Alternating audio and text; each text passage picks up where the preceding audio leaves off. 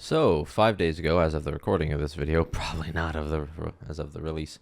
So for you, a while ago, Brandon Herrera released a YouTube video titled, "We Got Kicked Out of a Gun Buyback."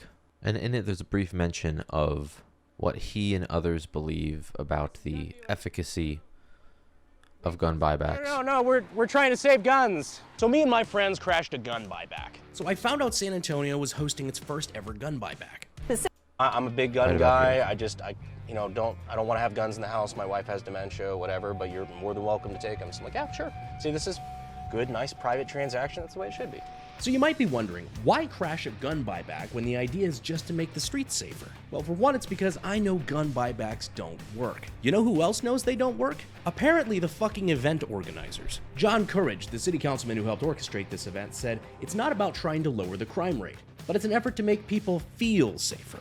Even the San Antonio police chief, William McManus, said this, quote, "I don't think that gun buybacks are effective, and I think that spending any money on an ineffective program is not worthwhile." For a little bit of context on what he meant by spending any money on it, the city poured about $100,000 into this shit. So basically, the city spent a fuck ton of money on buying back people's guns. And do these look like assault weapons to you, or do they just look like Grandpa's hunting rifle, or maybe even some like historical pieces? Alright, so I found that article. San Antonio to host his first large-scale gun buyback. San Antonio Councilman John Courage is still trying to raise funds to cover the cost of the buyback. He's asking for public help to fund the city's first large-scale gun buyback program. It's a project the councilman has been working on for years to lower instances of gun violence in the city.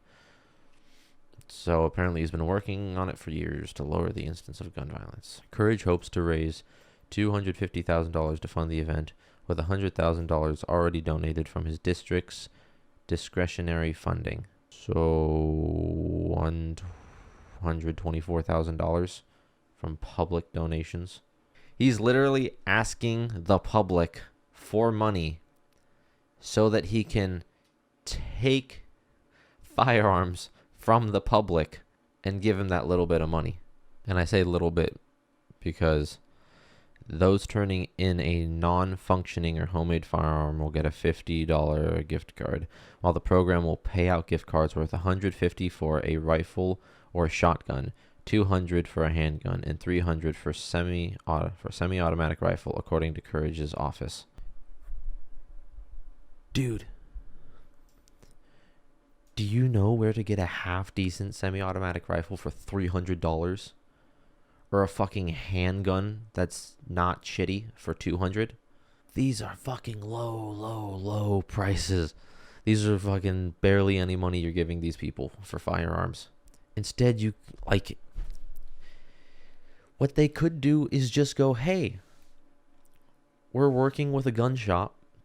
Bring in all your firearms. We'll write down like your information and everything, and then we'll give them to the gun shop as a consignment. That's what it was. We'll give it to the gun shop, and then they'll have it on consignment. That way, as once that gun sells to someone who actually wants it and actually wants to take care of it and preserve that piece of history, because there were some historical pieces there, then you actually get more money, and the guns aren't fucking destroyed. And now you're probably thinking, oh, it's just guns being destroyed, whatever, blah, blah. It doesn't matter. It's just firearms. Chill out. But no, there are actual pieces, like he mentions in here, right there, standing over there with the SKS, like, oh, damn. We'll see what happens. Dude, the cop was just standing over there with that SKS, just like, oh, damn. What's up, boss? Looking at it. Hi. Yeah, one of the cops who likes our stuff just came over, talked to us for a second. He said that that was an SKS Model D, motherfucker. He said they've gotten all sorts of shit in here. They said somebody even rolled up with like a full auto Uzi, which, I would have paid $300 for that. We were just kind of curious, what is happening to all these guns once they're collected? Is there Your purpose they're going to be. And I gotta say, this is awesome. What he's doing right now is fucking amazing. Props to Brandon Herrera for this. Okay. But we got some work we got to do in the interim. Are they doing any sort of salvage thing for any historic weapons or anything of We note? were just talking about that. That's not Yeah. you caught my pause, but we were just talking about that because kind of surprised at some of the stuff we're getting. So Yeah, because there's even just some of the stuff that we're seeing leave some of these vehicles, like some nice collectible stuff and whatnot. And it hurts my heart to know that's going to a I don't grinder. have the eye for it because I'm just not that. We're a licensed gun dealer here in San Antonio. We're a licensed manufacturer, dealer, everything like that. So if you guys need any help with that stuff, yeah, Call you first. absolutely. We'd love to, even if it's just, even if we make zero money on it and it's just to preserve them as collectibles, we'd love to help. Have you seen anything decent? Or? Oh yeah, no, I've seen quite a few, like especially stuff being handed off there. There's some nice com block collector stuff, like, historic weapons. He said the Uzi's new in box. You're fucking kidding. Yeah, it's brand new. Oh my God, what's your name, brother? Bobby Moreno. Bobby. It's good to meet you, man. Yeah.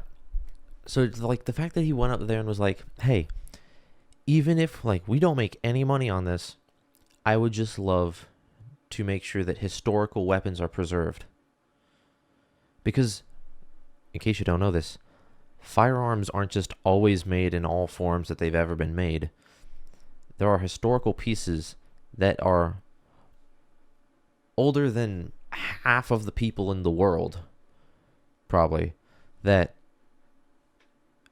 are just being given to the city for like $200-300, and the intended purpose is to like scrap them. I think. What did he officially say? Yeah, the stated purpose is they're going to be destroyed. Historical pieces are just going to be destroyed because they want to keep the streets safer, even though historical pieces aren't used in fucking crimes damn near ever, if at all. Say again, mad props to Brandon Herrera.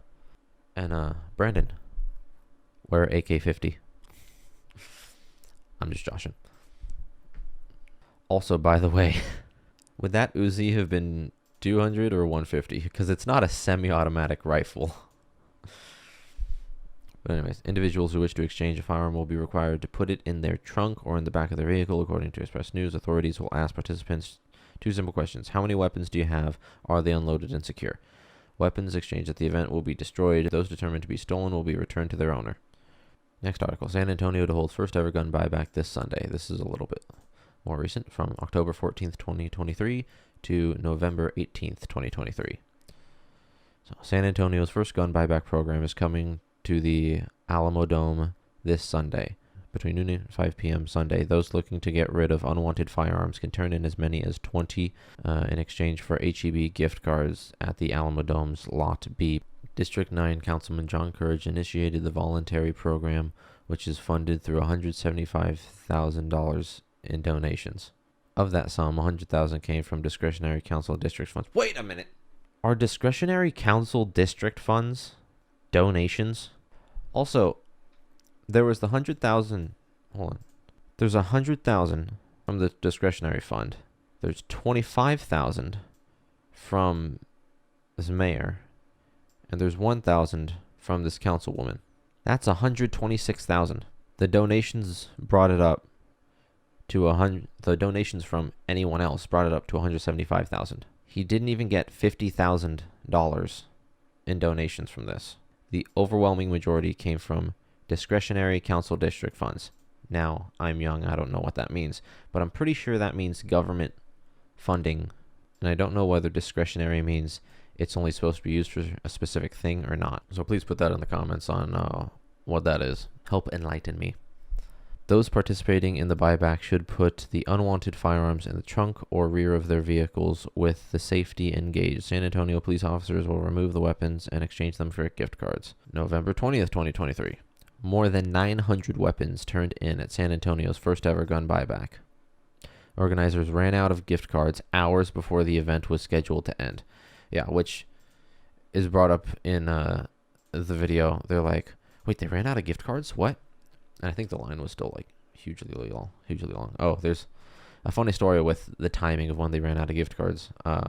So I recommend you go and watch this video because there's a lot of good stuff in there. After this video, of course.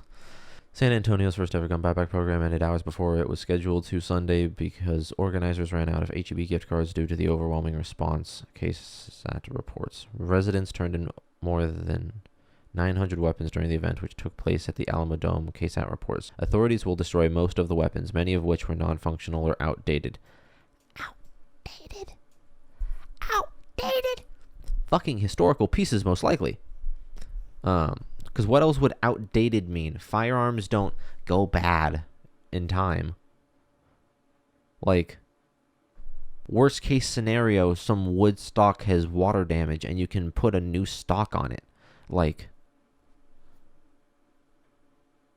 non-functional can make sense if you don't want to actually, like, you know, sell it to someone who wants to fix it, or sell it to a gunsmith or a gun shop that would fix it up and then sell it for more. You know, like, sell it to them cheap because it's non-functional. And we could still have these firearms. But outdated? Are you fucking kidding me? And the remaining being used to create a public art What? What? Are you fucking shitting me? Authorities will destroy most of the weapons, many of which were non-functional or outdated, probably more so outdated than non-functional, and the remaining being used to create a public art project, according to the Express News. Guns turned in that were reported stolen will be returned to their legal owners.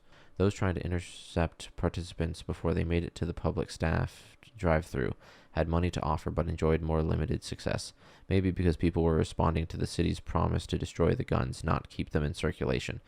That was Courage's take. That was Courage's take. It's like, oh yeah, it's because we said we were going to destroy them, not keep them in circulation. People trust us, the government. The gun owners generally ignored the cash offers, he said, because they didn't want their weapons on the street. Nah, it's because they were overwhelmingly old people who just didn't want the firearms in their homes anymore. Some people were there because they lived with someone who had mental issues and they didn't want the firearm in the house, but they were still totally fine with firearms, but they just needed a way to get rid of it, you know, like, easily. And I think he was actually one of the people who might have sold to Brandon Herrera, but I'm not certain on that, so don't hold me to it. But he did mention in the video. The gun owners generally ignore the cash offer, said, because they didn't want their weapons on. Yeah, no.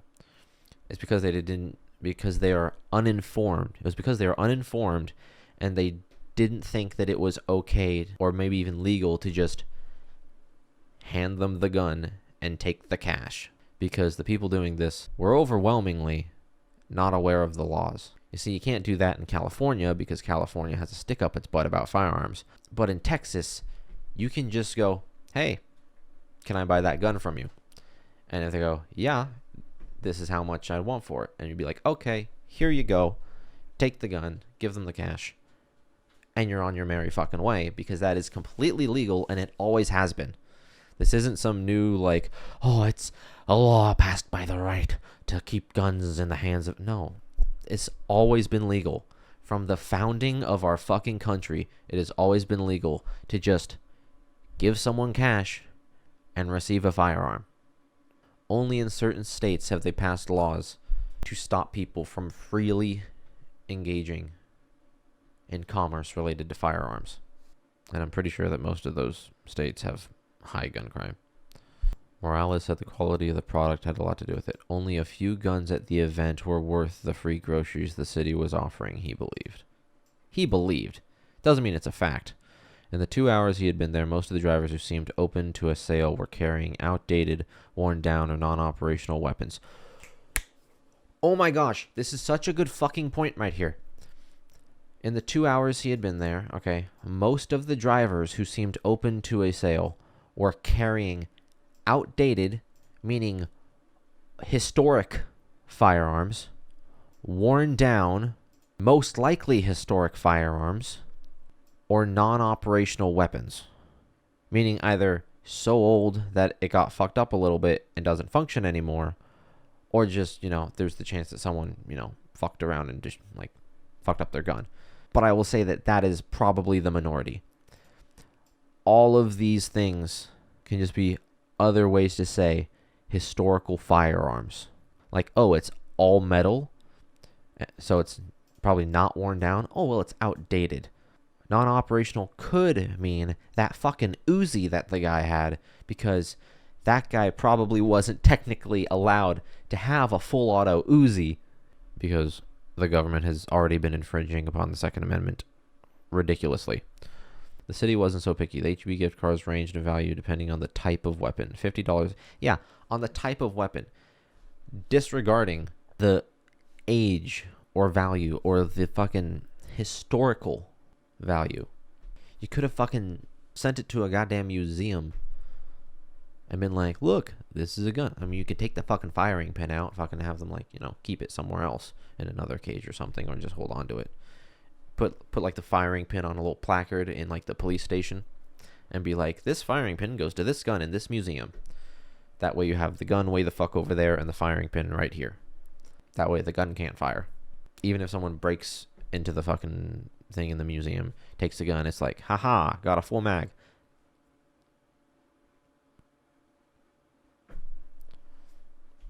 Why won't it work? Because there's no firing pin.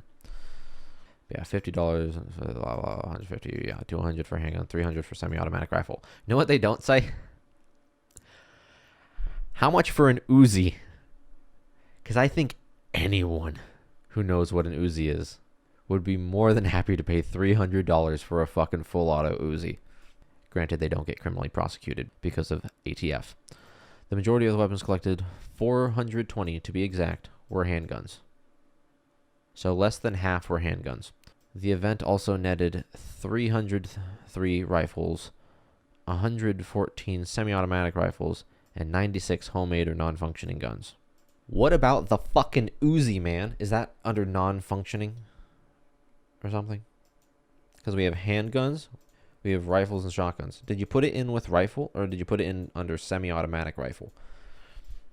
Because we know there was a full auto Uzi. Courage, who had pushed for the buyback, said that the fact that the roadside gun sales were legal served only to demonstrate the looseness of Texas law, which doesn't require individuals who privately sell or buy weapons to have any sort of licensing or vetting. Yeah, don't know if you know this, but the government is specifically prohibited from keeping a list of people and their guns. They are specifically prohibited from keeping a list of who has what firearms. Explicitly prohibited. If someone needs a license to buy a gun, they go on a list of people with a license, and therefore a list of people who have guns. Or vetting, meaning a background check, which, through the 4473, also says, hey, this person will have this firearm, aka a list of who has what guns. That's why private sales are legal, because the government cannot, even though they cannot have a list of who has what firearms. Our experience today was that we didn't see anybody buy a gun from anyone. They just drove right by because they're not here to get money. They're here for the safety of their homes and of their families, he said, being Courage. That is just false. Our experience today was that we didn't see anybody buy a gun from anybody.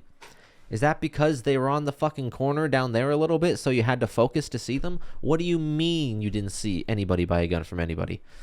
It's all in the... There's fucking shit in the video. There's fucking stories of people getting guns. There's reports of people buying guns from people. Our experience today was that we didn't see anybody buy a gun from anybody. They just drove right by, because they're not here to get money. They're here for the safety of their homes. It's like... But if you enjoyed the video or found it in any way informative, please like the video, comment, subscribe, ring the notification bell, and peace.